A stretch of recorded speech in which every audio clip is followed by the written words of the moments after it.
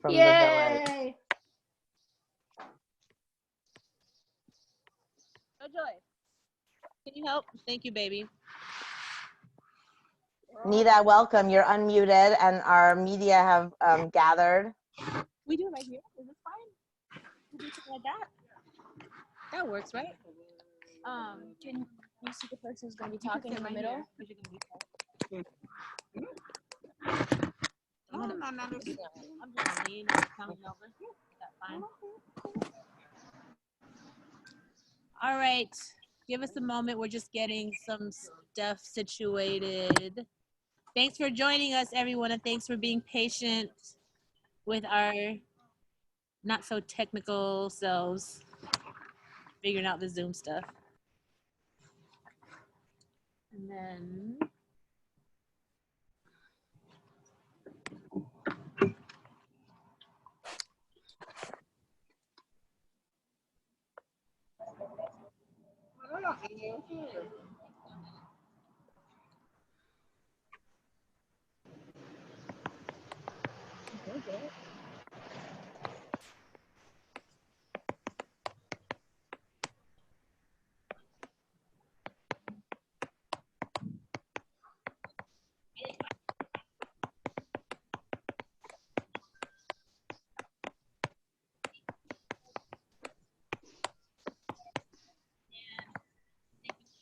Thank you, guys.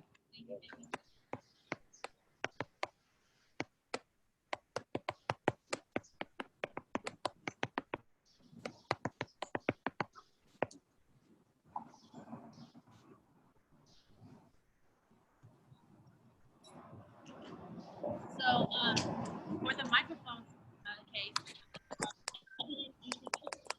Not impossible to be 6 feet apart at a press table. you can see where you're in the program. It's going to be a nice short program, but whoever the speaker's going to be will be sitting in Yana's seat. Okay. Is it okay right there? You want on the white table? I think it's okay here. Okay. Then they can hear them.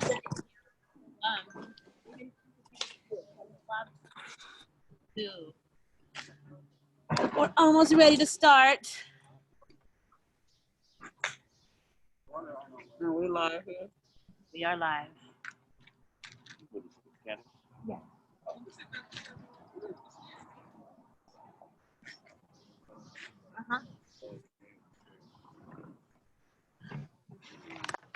So I just want to give it up to all the essential workers. How do I do this? All the essential workers who showed up.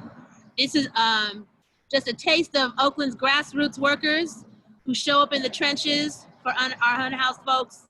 They don't get paid. They don't got the millions of federal funding and state funding and county funding that come in, but they show up for our people every day. And they're here in support with their fellow unhoused essential workers who were violated and terrorized by OPD last Friday. So thank you guys for coming out with support.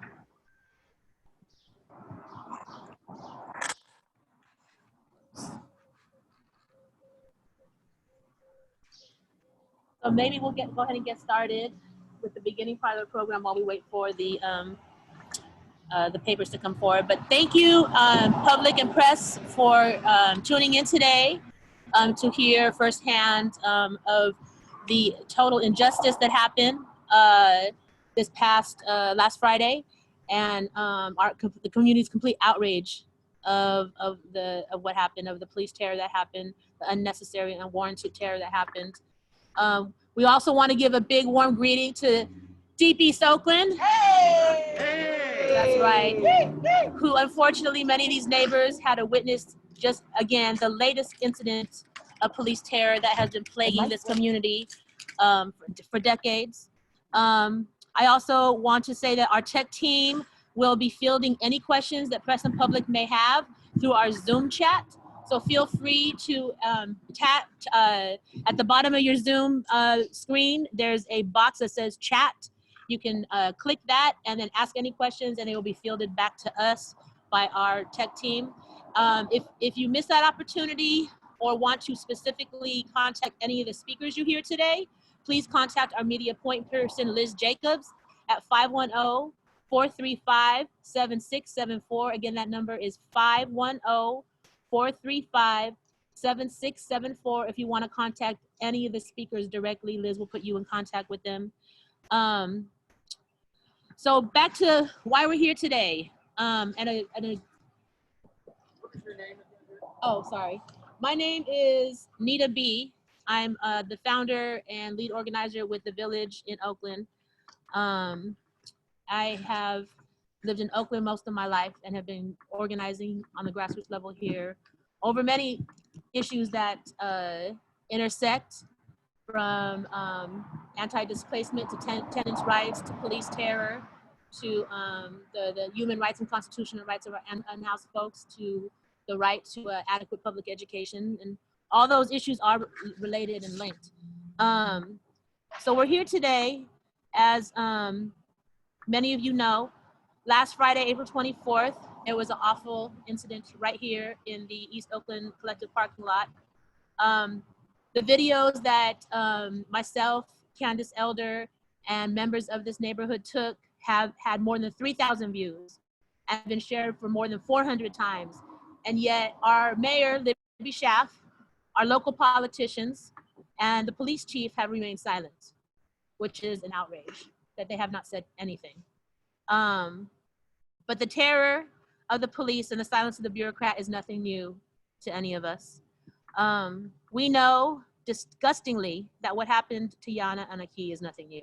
We know that through the Malcolm X grassroots movement, the research work they do, that every 23 hours, an African American is murdered by police. How many more are terrorized by police every 24 hours? How many more are victims of attempted murder by our boys in blue? From what we know, being in the trenches, all these, essential workers that are behind us and who are out there in the community, we know that unhoused folks are targeted and terrorized and criminalized daily. And sometimes this can lead to death. For example, when the city chose to destroy tiny homes or to tow people and impound people's vehicles, our people died because of that. Several people died because of that.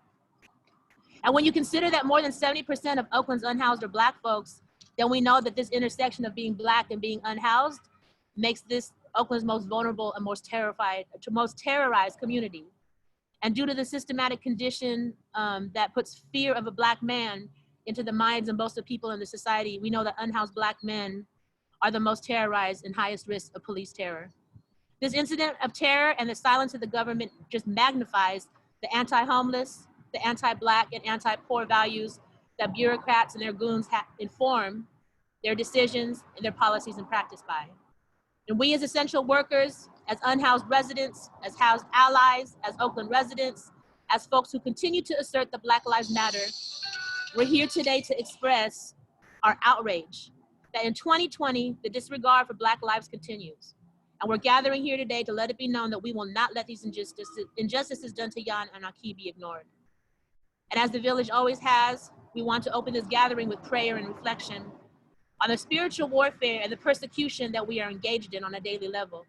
This war on Black, brown, poor, unhoused bodies is a symptom of a spiritual war that we engage in daily, in a morally bankrupt and a spiritually evil system of white supremacy and capitalism.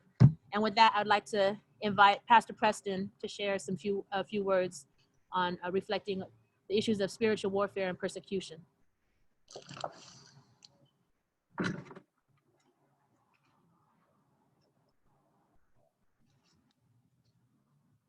Good morning, and how's everybody doing this morning?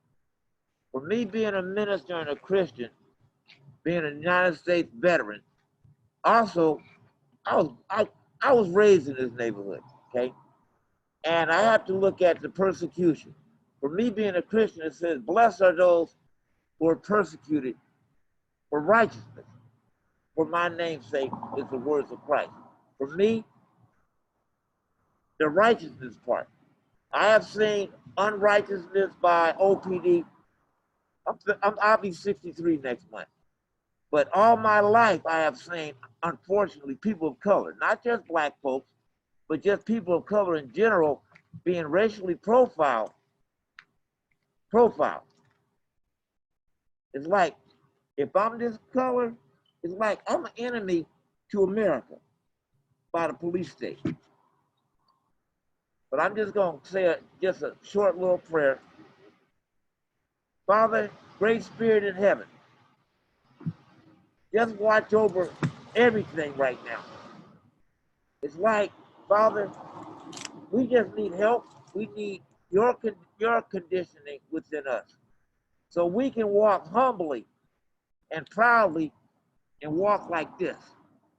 This fist means solidarity to everybody of color who's been persecuted. And I just say to the world right now, pray, pray, pray for yourself, pray for others, that this little virus thing that's going on right now would bring more people united together more than anything else. And continue to have love in your hearts. Love. Love is the key to everything. You may not like it, but you still gotta love it though.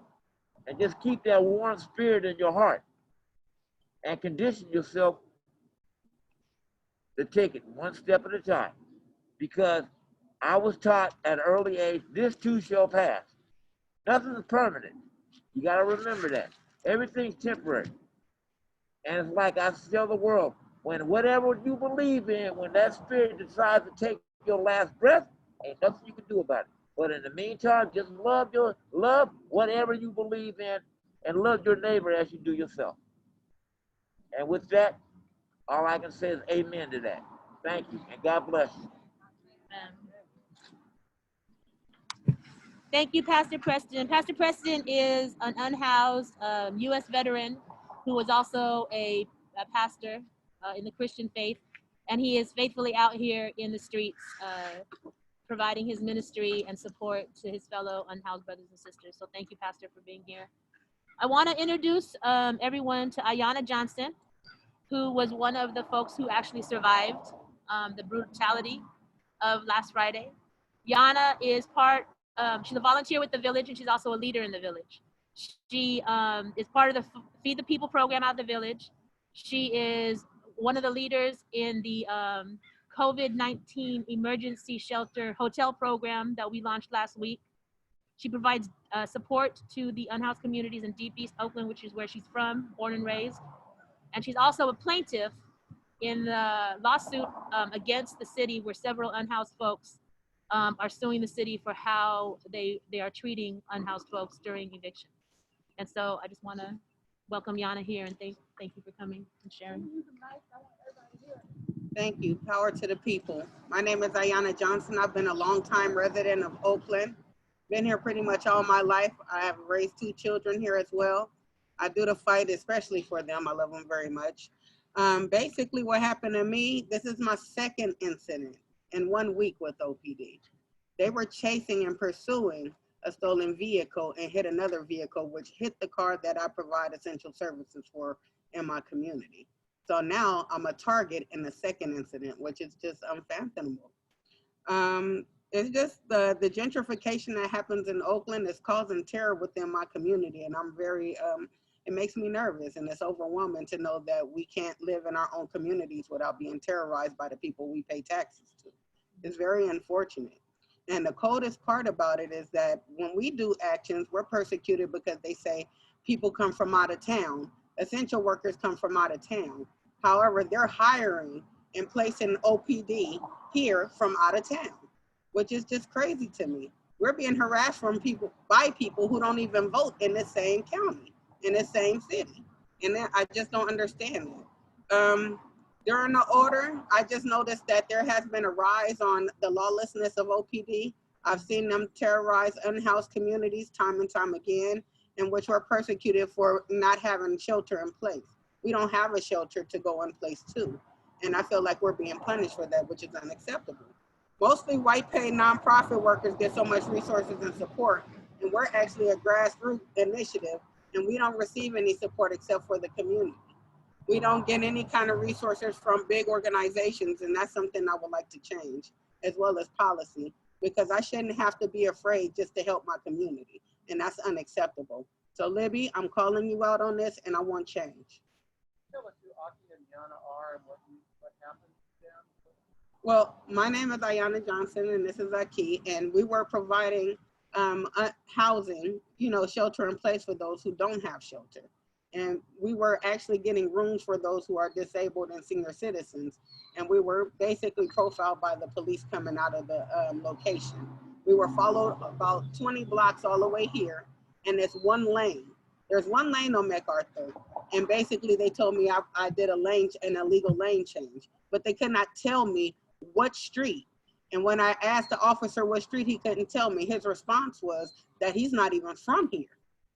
So how you know what street I performed that illegal lane change, and you're not even from the city of Oakland?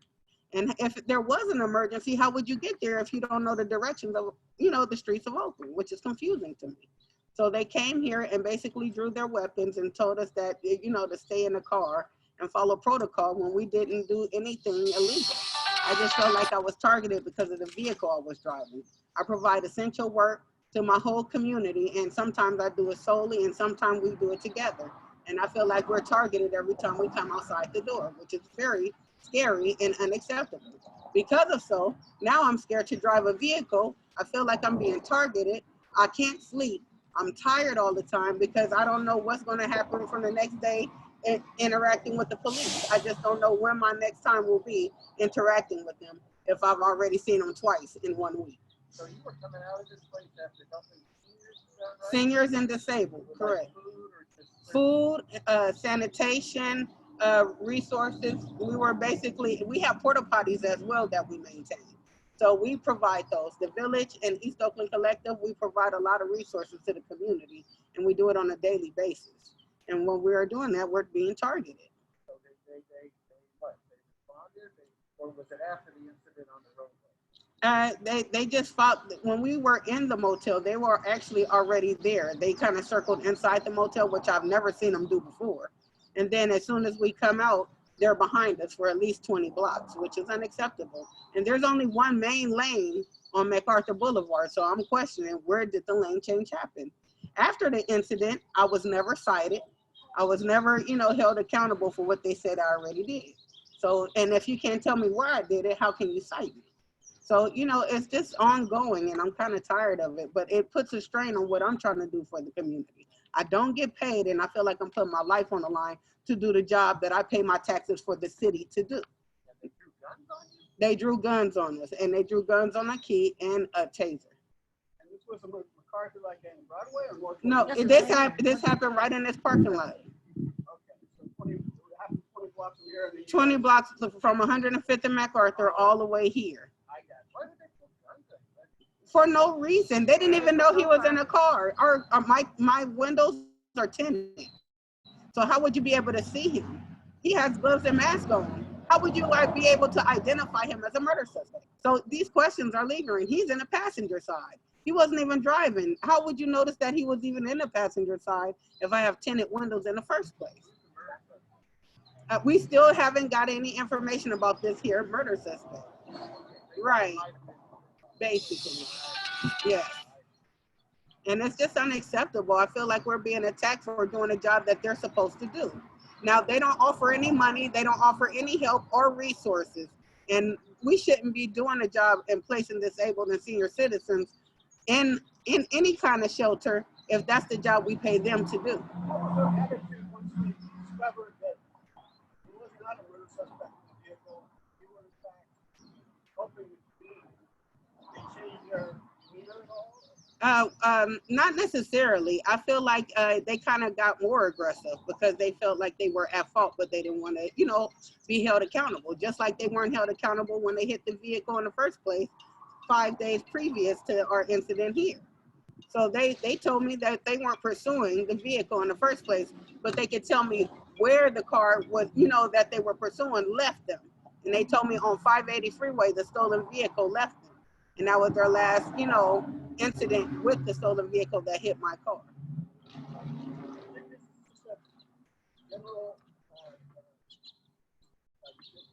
More general harassment in general of people who are trying to help out in the community, other community members? I believe they just target because, I'm a person of color in the first place. And just they seen me in a foreign vehicle, and I think that's what made them start to pursue in the first place. But it's an Audi.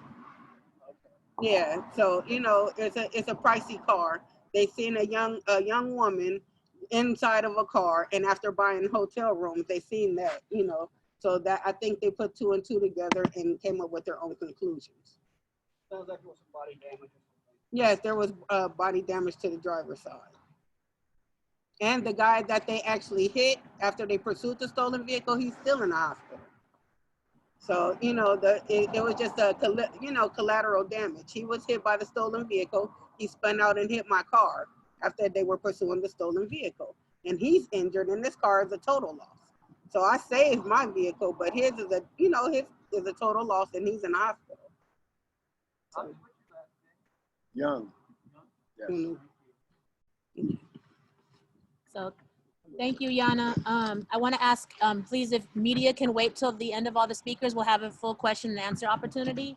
I also want to really drive home the fact that not only were the reasons that they got pulled over and stopped incorrect and false, but regardless of what the reasons were, the amount of force was absolutely unnecessary and a complete waste of money and resources and life and time. There were 6 patrol cars and I don't know how many police officers, but way more police officers that was necessary. And there was a helicopter. And I want to add, because what people didn't realize is after me and Yana, and this was racially motivated, I also want to say, I was with them in a car behind them. And when we pulled out of the hotel, they pulled out first, I pulled out second, and the police officer that she spoke of that went into the hotel and did rounds pulled in behind me.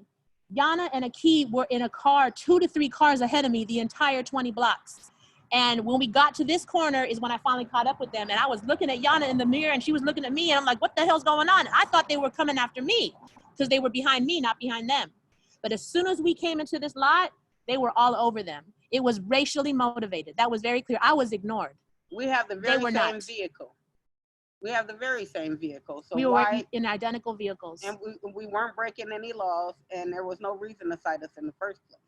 So you just wasted a whole lot of tax dollars to follow somebody who's doing your job. And when we left, I don't think people know this, the helicopter followed us. We drove all through the flatlands up until about like the end of the 70s, like to 79, 69, 79, 60, and then we split ways. And they followed us over with the helicopter the entire way with lights on us. And it wasn't until we departed ways and we went separate ways to get where we were going. We ended up meeting back, but it wasn't until we split up that they finally left us alone. But they continued to target them. And that needs to be known. We'll take more questions after, I'm sorry. And so I want to introduce Brother Aki, and I'm very happy that both him and Yana are here and well and accounted for. He stepped up. He's also an unhoused resident here of Oakland, and he stepped up a couple months ago to help volunteer with janitorial services at his encampment, and has just been a solid brother who wants to give back to his community and his people. And I'm gonna let him talk about what happened to him and what he wants out of this.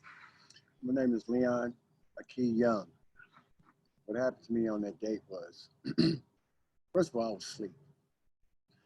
And when we arrived in the parking lot here, commotion of them harassing Yana woke me up. I was a passenger of the vehicle. To my understanding, the passenger of the vehicle has no control of the vehicle, no responsibility of the vehicle. They put Yana over, not me. Once she got out of the vehicle, they handcuffed her. They wanted to know my name and all this and that, and I didn't talk to them. They started calling me this name, person. I guess the person who is the suspect in a homicide. I don't know where the homicide occurred or none of that. The whole time I had this mask on, well, a mask like this because they ripped my mask off. And I had this hat on. Like Yana said, the windows were tinted. But when they came up to the car, they questioned me and I didn't answer. This went on for about 15, 20 minutes. One officer said, I don't want to tase you. I realized, I looked back, he had a taser pointing to the back of my neck. I don't want to tase you. I'm still not responding. Then another officer had his revolver, his service revolver pointed to the side of my face. So now I'm thinking, what's going on? There's more to a traffic stop. There's more to this. There's more to this. So I realized that it was the anniversary of Lavelle Mixon. And we're in the neighborhood where it occurred, a traffic stop. So I said to myself, well, I think I better identify myself. So I identified myself. I gave him my whole name, Leon Lewis Young, my PFN, AOG 812. And I said, if you go look at your computer, it will show you my face and it will show you who I am. One of the officers walked off and went to the one of the vehicles, came back, he said something to the other officers. The aggression did not stop. A sergeant showed up, came to the driver's side of the vehicle, asked me if he could take my seatbelt off. I still was seatbelted. I told him no, I haven't done anything. He took it off anyway. I had my hands in the air and I told him my hands is available. You can see they're visible. At that point, officers opened the passenger door, forcefully drugged me out of the car, handcuffed me. Handcuff on my right wrist was so tight that it immediately swelled up. On the video, you can see they smashed my face and everything on this asphalt. As you can see, this asphalt is very, very rocky. Traumatizing. I want to state that it's not my first time experience contact with the police, but it was the worst time. At this time, I'm still asking, what's going on? Why is all this aggression? What is so important for you guys to want to know who I am? Sergeant came to the vehicle and he said that there was shooting somewhere and they thought that I was the suspect. Well, now that you know that I'm not the suspect, would you please let me go leave?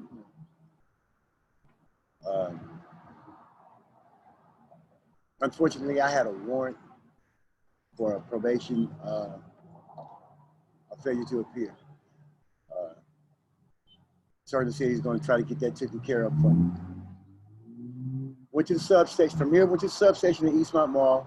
Was transferred from the patrol vehicle to the vehicle that takes you to Santa Rita. Re-handcuffed, still tight. Let them know that my wrist was hurting. Handcuffed behind my back, got in the paddy wagon. Said that I would be taken immediately to Santa Rita.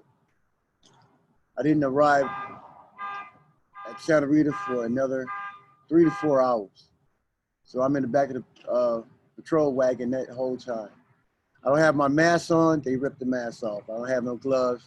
I'm unprotected. They put 2 other individuals in the vehicle later on who was not masked or gloved. I was exposed potentially to the virus. Got to Santa Rita, was checked out, negative for the virus.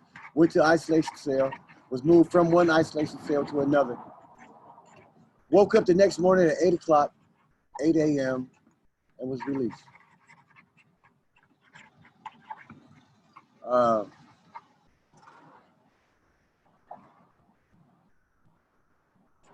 The whole experience has been very traumatizing.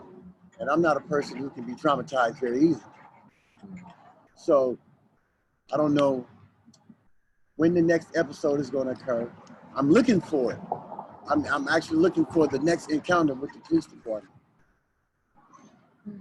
My thing is, how can you protect and serve a community that you're not from, that you have no understanding of? Until things are changed, until the people who are harassed, the citizens of Oakland, step up and hold the police chief, the underlings of the police chief accountable, this is going to continue to happen. So, no apologies, no nothing, man, no nothing. So we're here to let everyone know that enough is enough. That's right. Thank you, Brother Aki, for sharing that. I want folks to really realize that the response of OPD to my two comrades here violates everything that has been put in place by the city, the county, and the state in regards to their practices that they have established for COVID-19. You're not supposed to arrest people under COVID-19. We're trying to get hundreds of people out of jail right now because of COVID-19, because prison and jail is not a safe place to be. They should have never taken him. They're not supposed to be harassing folks who have parole or probation violations. That should have never happened. The officers were not wearing masks. They were not wearing gloves. And as Aki pointed out, when they put him in a paddy wagon and put other inmates in there with him, none of them had protective gear. They could have gotten all of them sick if anyone in there had the virus. I also want to state, just for the record, there is absolutely no public record. Myself and an attorney have been following the Santa Rita inmate finder all night. He never showed up on that finder. We had a bail bondsman following whatever his post is on. He never found Aki. So there is actually no public record that the public can access that shows that he was in Santa Rita. And the piece of paper that Santa Rita gave him did not say that he was in Santa Rita. It just let him know when his court date was for a prior failure to appear. So the whole situation is very shady. He wasn't even Mirandized either. That's correct, yes. I also wanna let people really understand, both me and Candace were standing maybe 6 feet away from the whole thing.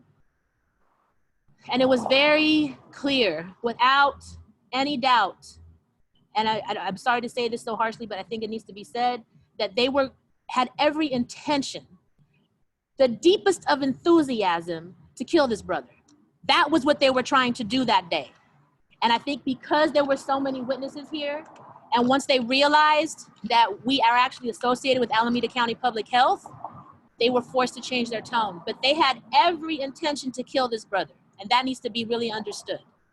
That what we were watching was an attempted murder. And that this targeted terror is nothing new to Black folks. It is nothing new to unhoused folks. And as far as the village is concerned, it is nothing new to the village. OPD and high-ranking officials here in Oakland have been constantly using the police to target our volunteers and our leadership, arresting them on false charges, throwing felony accounts on them, throwing them in Santa Rita. Every time that's happened, every charge is dropped because they're all fake. But why have we been targeted? Because we have been an antagonistic thorn in their side for the past 4 years, demanding that they do right by unhoused folks, and they continue not to. With that being said, I want to introduce Candace Elder. She's the founder and ED of the East Oakland Collective. They are out here in the streets, not just providing much needed support and advocacy for our unhoused neighbors here, not just in Deep East, but all over Oakland. They're also fighting against displacement and the preservation of Black culture and poor and working class neighborhoods here in Deep East. And she's gonna speak on what she saw and just the overall bigger picture. Good morning. I'm gonna use the mic because I want the whole block to hear me. I want my neighbors, my Black neighbors in this community who have a long-standing history of being terrorized by Oakland Police Department to hear me. My Black neighbors some of them are behind me and were here and witnessed what happened last Friday, and who were also upset and who were also traumatized because once again, we have our Black brothers and sisters being harassed, targeted by police. I am appalled and disgusted that this incident happened to my friends. It happened to my comrades. It happened to an organization, the village that East Oakland Collective works very closely with, and it happened to an organization that has been doing great work, and we're doing essential business. They are essential workers. They were in essential cars that the use of was donated to us, and they were racially profiled in those cars, and they were followed from 105th to 106th in MacArthur to 78th in MacArthur, and they were pulled over in my parking lot, a parking lot of a Black-led organization in a Black neighborhood, and they were harassed. And I am deeply, deeply traumatized by what I witnessed, what happened to Aiyana Johnson, what happened to Aki Young, and how this is coming off of the heels of the murder of Stephen Taylor in Walmart, and how he was tased 4 times. And to sit here on Friday, last Friday, and have the police say over and over and over again how they were going to tase Aki if he did not comply, if he did not get out of the car, and he was well within his rights to not get out of the car. They were calling him by the wrong name. They did not tell Aiyana, they did not tell Aki, they did not tell us why they were pulled over, why they were handcuffed, why Aki was detained. It wasn't until after they pulled off with Aki in the cop car that they pulled us to the side and said, we're going to tell you the real reason why they're pulled over, because he matched the description of a suspect of a crime that happened, I don't know, around 105th, 106th Avenue, but we're 20-something blocks away. You know, East Oakland in particular, home to the majority of the Black residents that are still left in Oakland that have not been displaced, or our neighborhoods have not been completely gentrified out yet. We have a long-standing and troubled history with law enforcement, and we are tired of it, and we're not taking it anymore. So when the police department called me, the deputy chief of police called me at 9:30 at night on Friday and apologized to me. He did not apologize to the village. He did not apologize to Aki. He did not apologize to Aiyana, but he apologized to me because it happened in my parking lot. I had to say apology not accepted. It should not have happened in the first place.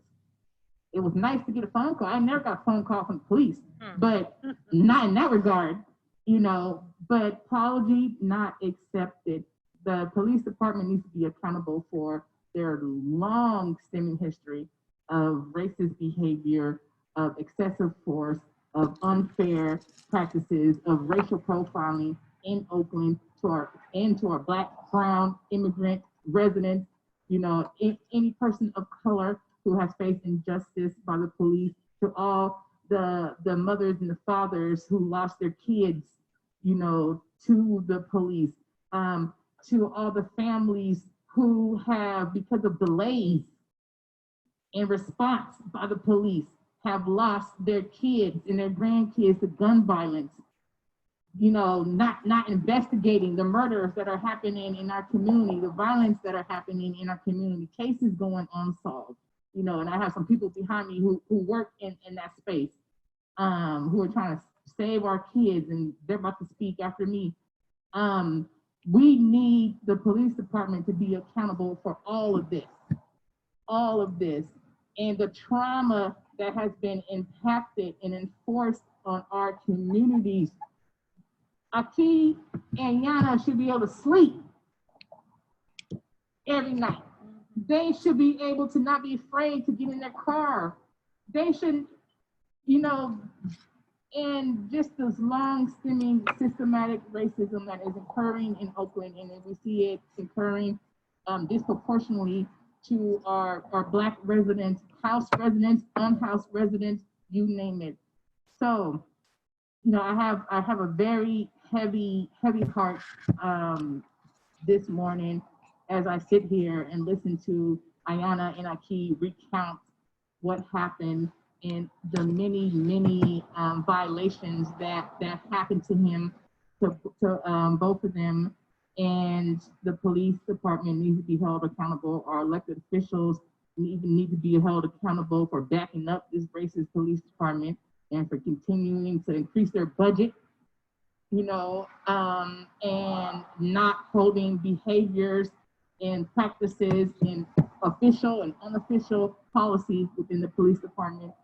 And the interim police chief did put out a message that she would like to meet with us. And I believe we'll talk about next steps at the end. Thank you, Candace.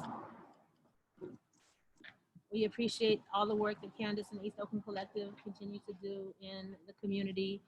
I wanted to raise up something that kind of came to light, just witnessing what happened to them, to Ayana and Aki. And that, again, you've heard it over and over again, that this is nothing new in the Black community, in people of color's communities, that the police terror, the attempted murder, and the murders are something that keeps on happening. And we've got social media now and our phones. And it's only because of social media and phones that the rest of the world is seeing what an epidemic this is. And things that reminded me, like, to draw that picture, Sandra Bland, if everyone remembers Sandra Bland, she was pulled over for a traffic violation like Yana was. And she was killed by the police department. She was found dead in her cell. Freddie Gray out of Baltimore, Maryland. Today is actually the anniversary of his murder. So that's, rise in power, Freddie Gray.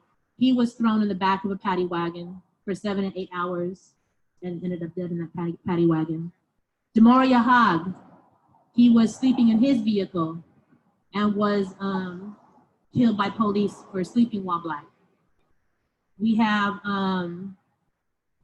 Stephen Taylor, who Candace just raised his name up, the brother from who was tased to death at Walgreens, just down the, in the next city over. Casper King, a homeless brother in North Oakland, who was killed by police for literally, once again, no good reason at all, no reason at all. Yvette Henderson, gunned down in the streets by the police because she was never identified properly as a potential shoplifter. If somebody's shoplifting, first of all, they must be really in need of whatever it is they're shoplifting for, whether that be food or toilet paper or whatever. But the fact was that they never identified who she was. They just saw a Black woman in the street and they gunned her down. Alan Bluford, a senior from Castlemont High School, who was also gunned down for no good reason at all, shot in the back. So this keeps on going. We have hashtags that'll span the globe. So I just wanted, there is a pattern happening here. And while they're killing Black folks, while they're killing Native American folks, while they're terrorizing our communities, working class communities, immigrant communities, refugee communities, meanwhile, during the shelter in place, the trafficking of children has doubled on East 12th, on East 15th, on East 14th. You go there right now, and there's nothing but little girls, children. They should be in high school, but instead they're getting trafficked. And you go there right now, you see those children, and right there, right next to those children, OPDs and squad cars watching it happen. So I want to bring up to the mic Brother Daryl from Adamika Village, and I want him to raise up the work that he's doing that's very related to this. And I also want to say that, and if he could share too, he predicted this kind of stuff was going to happen. That during the shelter in place with Black folks wearing masks, that they were going to get targeted. And so I'm going to pass the mic to Brother Daryl so he can talk about this. Good afternoon. My name is Daryl Allens. I'm from a foreign country called DP Oakland. Also an executive director of Adamika Village and Stop Killing Our Kids movement, where we serve families that lost loved ones, community gun violence in East Oakland, West Oakland, Oakland in general. Like she said, it was brought to my attention because some of my team members are on probation and some are just coming home. I'm on parole, and to avoid violations, we created badges to show that we're essential workers. But what I was proposing, because I knew this was going to be a problem, especially with our Black community in East Oakland, that we get certified like stickers on our badges and also on our cars that's certified through the Sheriff Department and the Oakland Police Department, so we're able to do the work in our community. See, what you see around me right now is what the community called their superheroes. See, we mean something to somebody. We're out here on a daily and don't get paid for this work to support our community, trying to save people's lives. If that's homeless encampments, community gun violence, if that's passing out masks right now with COVID-19, if that's what we all do, everyone around us. We all out here trying to support each other, but support our community. And if we can't do that, if we don't have support with our city officials. So my proposal was, and also for the frontline healers, that we have these certified badges, a sticker from the city stating that we're able to work in the community as essential community workers and continue to do our work. And if the police do see this, or the sheriff department sees this here, they recognize this just like we recognize their badges. We're not asking for a badge, we're just asking for clarification so they can know who we are. And we also asking for resources financially to get out here to do this work. Because right now we're at a war with the COVID-19 crisis. But we already had a war that we was fighting on a daily before this crisis even occurred. So now we're doing 3 times or 4 times the work to try to support and save our community. So that's all I gotta say. Thank you, Brother Gerald. And I wanted to bring up to the mic Brother Ayat. He is a volunteer with the village. He's one of the co-founders of First They Came for the Homeless. And he's going to speak on his experience outside of this as an unhoused Black man, and also what he thinks needs to be happening and shifting so that this stops. Yes. Thank you, hello, Oakland. I share to the ancestors, blessings to everybody who's here, all my people who's been going through this. My name is Ayat Jalal. As Conrad said, one of the co-founders First They Came for the Homeless. Long-time activist here in the Bay Area. I've been a business owner. I've been president of a nonprofit corporation. I would like to say my take on this is a little different. I am born here in the Bay in San Francisco. I am of Moorish descent. My people come from Florida. I would like to mention this because there's something a lot of people don't understand. There was something called a Negro War, which we were winning. And over 6 battles when it comes to the Seminoles down in Florida, we had to fight out in the swamps. Right now, when you look at the people down there that they call Seminoles, those are not real Seminoles. Seminole means Seminole. It means runaway calf. It's us, it's Black people. We've been being removed forever. This problem that I see in Oakland, I have a different take on it. I see a lot of people saying that we need to talk to the police, we need to talk to city officials. I've even gone to the point that we've been part of HOG, Homeless Advocacy Working Group. I would like to give a statement that HOG would like to make, and I appreciate it.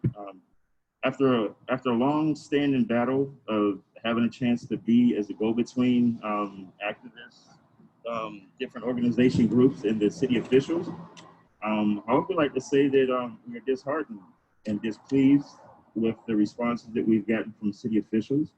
We sat there and watched them criminalize the homelessness in the face of a homeless crisis. Their response to a situation they created in the first place by allowing for the market rate to go up while the minimum wage stayed the same for 15 years. They've caused this homelessness. They've caused the removal of our schools. They've closed down schools in Oakland, and that's our children's future.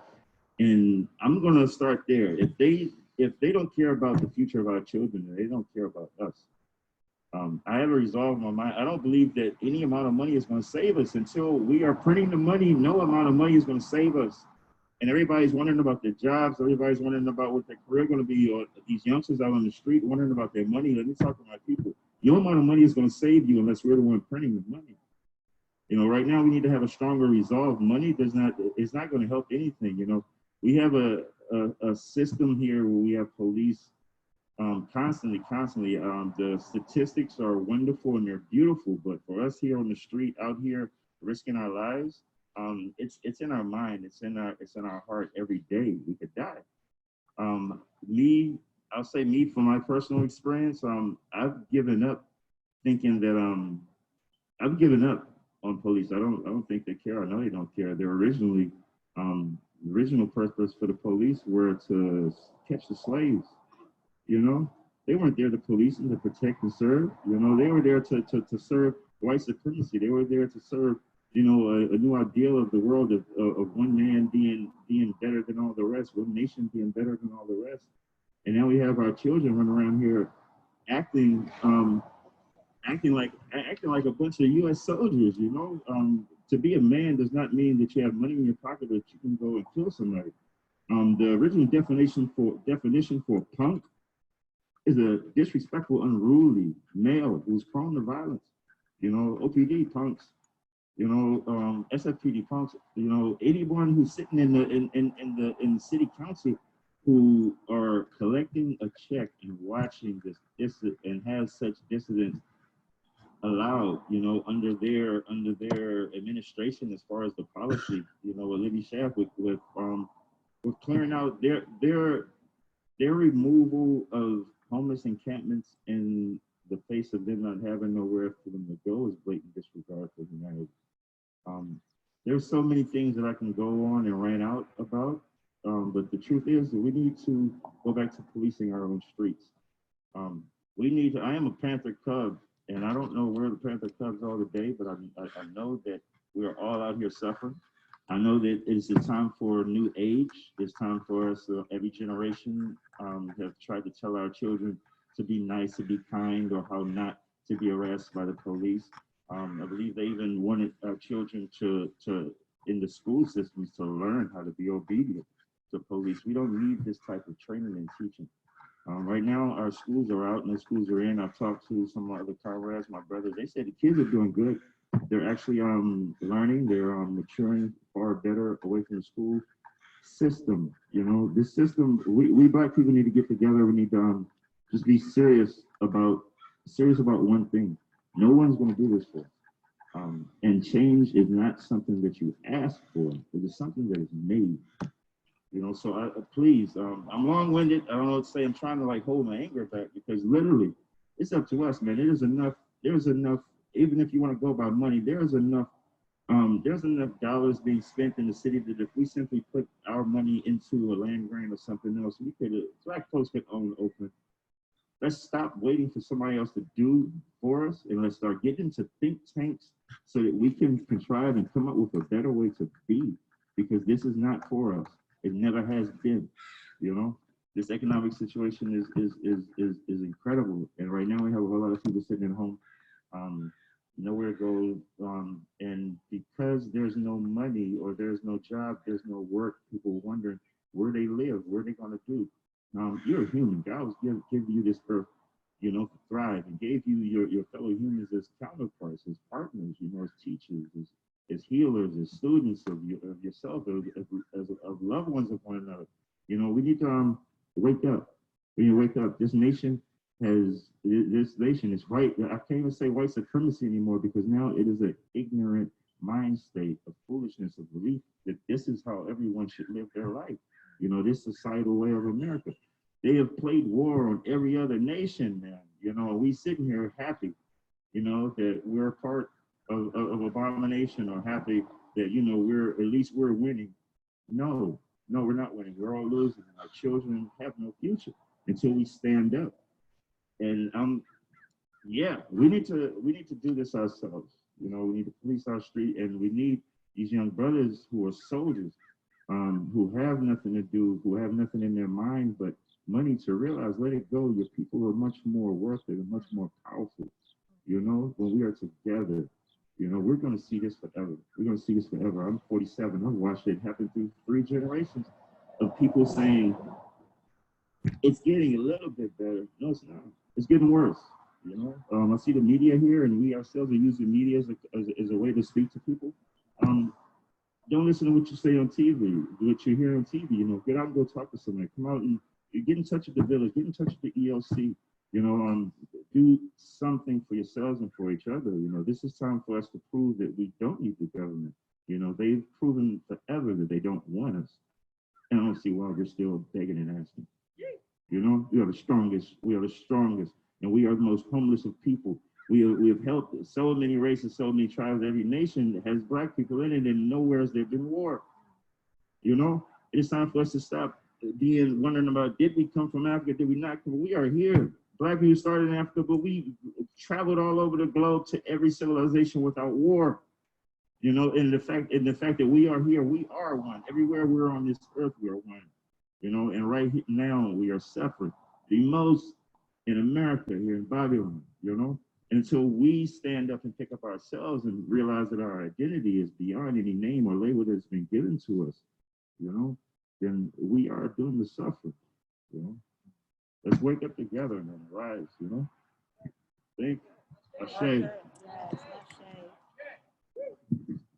Yeah, thank you, Brother Ayat, for, as usual, bringing it, telling the truth. Just to, you know, I really want to encourage people. Something that Brother Ayat said about the police, you know, how they started off as slave catchers. That's real history. People should really know that history. Go look it up. People should also know that, you know, the 13th Amendment didn't do shit, really. No. It just allowed the plantations to be turned into prisons. Literally, that's literally what happened. I really encourage everyone to go and read the 13th Amendment. Google that. And you'll see that it actually states it did not end slavery. It made it legal if you could criminalize people. And that hasn't stopped. They have found every reason in the world, including by just existing, to be criminal if you're Black, no matter what you do. Like we said earlier, you could drive while you're Black. You could be sleeping while you're Black. You could be sitting on an intersection in North Oakland while you're Black. You could be at your high school while you're Black.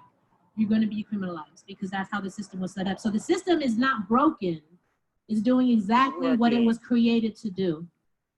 And, you know, something that Ayana and Bella both said earlier this week, that instead of harassment, we need outreach and harm reduction. Instead of policing, we need public schools and jobs and economic stimulation and housing. That's where the money should go. People should know the OPD, the terrorists in uniform, get more than 60% of Oakland's budget. That's where that money goes. And you saw that money getting spent with all those cops and all those SUVs and a helicopter. Oh, and you guys should know, Special Ops was here there today. That too, it was an operation. This wasn't something out of the blue that they were just cruising around and decided to pull people over. It was a full-blown operation with Special Ops here too. So with that being said, oh, and one other thing that Brother Ayat said, I really want to also encourage people. People are getting their stimulus checks right now. And what he said was real. Folks need to come together, pool their money and invest. Invest in your neighborhood. Use that money for something more than toilet paper or, you know, stocking up on provisions. Use that money for your future. Pool that money and do something with it.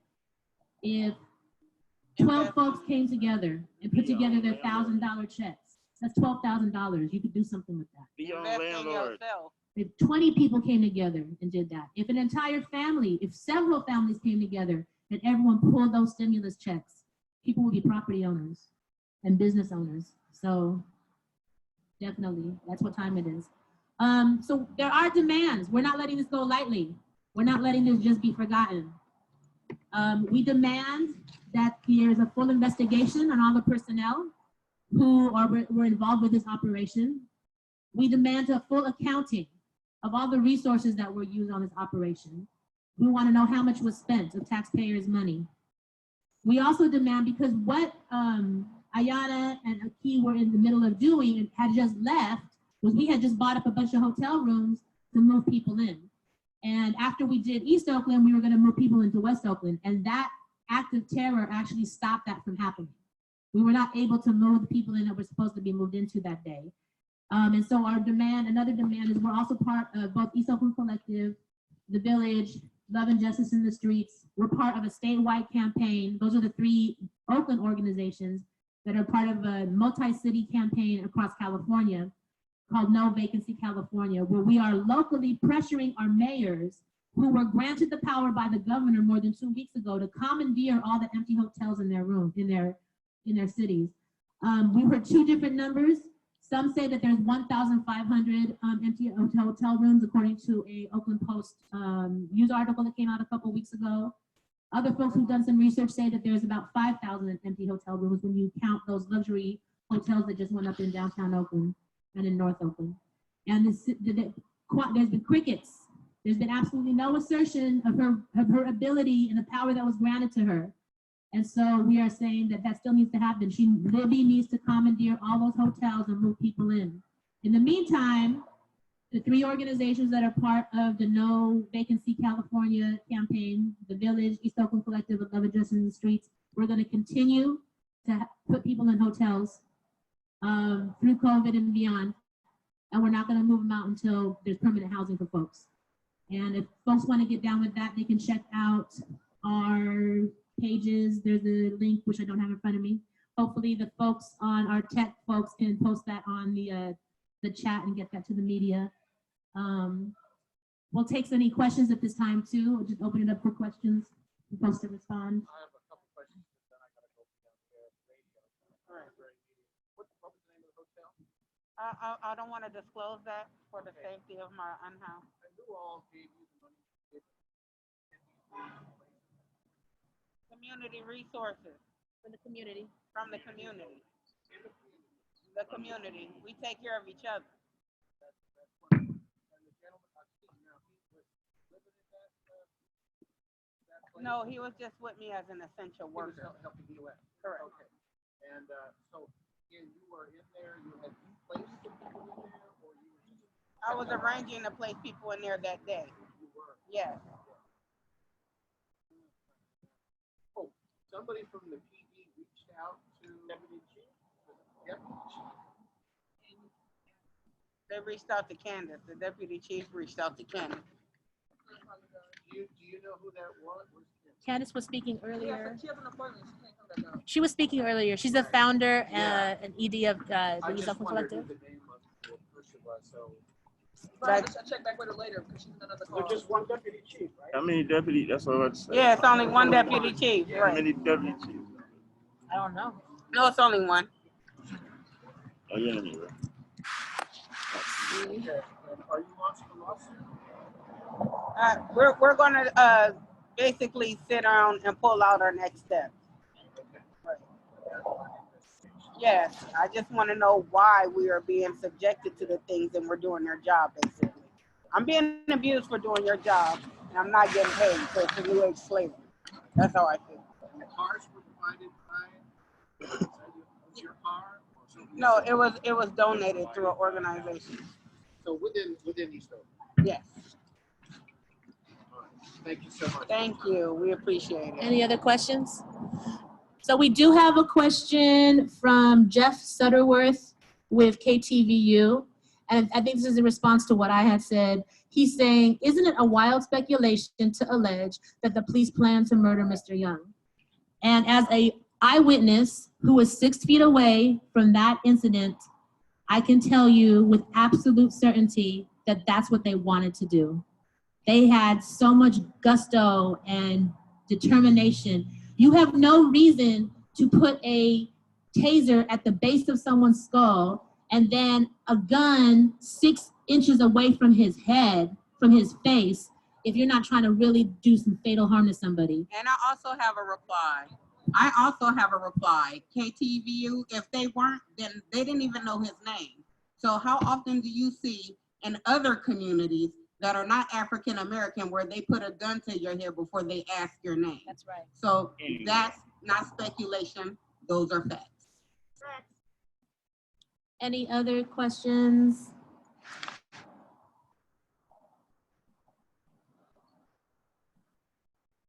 Our tech folks fielding questions? Any other questions? That's the only one we have from Zoom so far. Okay, thank you. Another thing to respond to the guy on KTVU, I have a firm resolve in my heart that, I'm not going to get hit by lightning or a tree, I'm not up in that life. I'm out here with my loved ones, but I'm all around it. I don't fear the bullets, I think that honestly, when I go, I believe it'll most likely be from police because I'm not going to stop doing what I'm doing. I've had a police try to break my thumb, and luckily, to no switch movement. I've had police just simply sit there and look at me, just waiting for me to move with a gun pointed at me. I have looked at a man in his eyes, and he's sitting there with a badge, waiting and wanting for me to do something, and you just sit there and just stare at him, and just wondering, okay, is he going to move? Is he going to shoot me? Am I going to die? That is real in the life of the victims, and that's the one thing people don't understand. We are victimized, And not only that, you need to understand that whenever it comes to addiction or anything else, you have to admit that there's a problem before anything starts healing. And you have no city official willing to make an apology or make amends. You know, empty apology is nothing. You know, to make amends, none. None have admitted doing any wrong. Even if you come say you're sorry for what you did, you know, that has.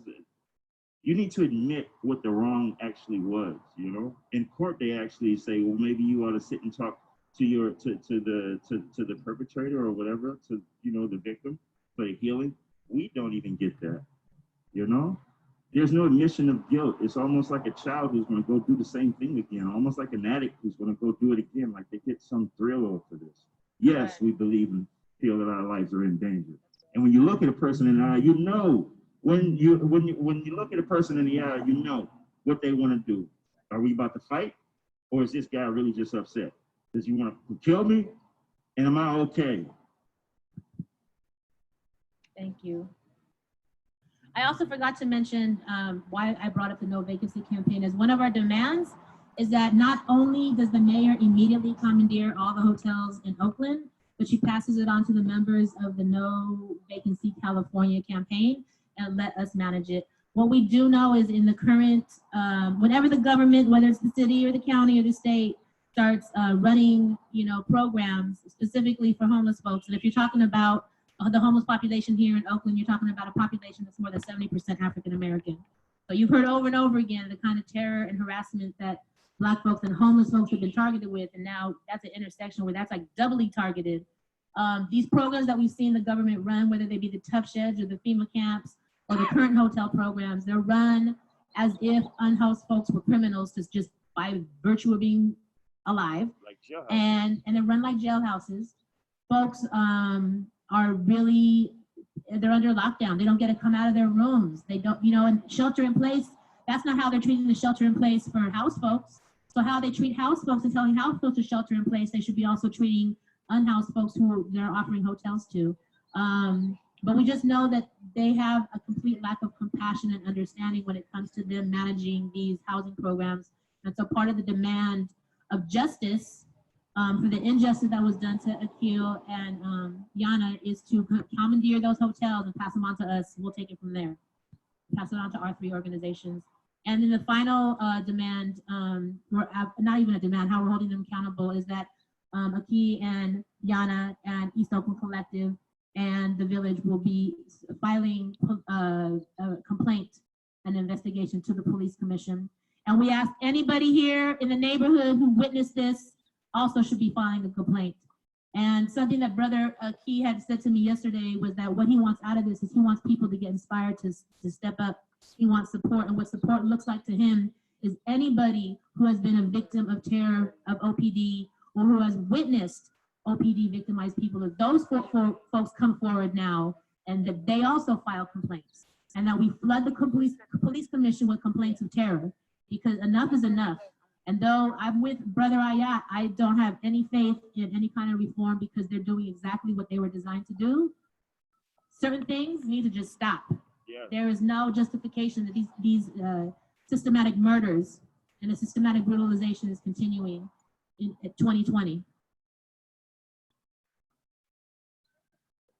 Hey, and while everybody's wondering about the COVID-19, no one's working. They're worried about the rent, the bills, we forget the license. Everyone in the end has to pay the government. For them to say, okay, put a freeze on everything, it's just that simple. You know, for you to go through the bureaucracy and the begging and the asking is just crazy. Finland and so many other people did it, you know? Look at who you're dealing with, and then turn to the person next to you and start working it out, because we got to live. I just want to give a shout out to all my essential workers. We all here on a daily basis. If the city don't love you, we love you. You keep up the fight and you keep fighting. Don't let nothing deter you. Because together, that's the only way we're going to solve this COVID-19 problem at ground zero. Because they're not going to help. Thank you, Ashe. Thank you all for tuning in. Please contact Liz Jacobs again at 510-435-7674 if you want to be in direct contact with any of the speakers that you heard today. Again, that's 510-435-7674. All power to the people. To the people. Mano, say it too. Fuck the police. Fuck the police. Mano.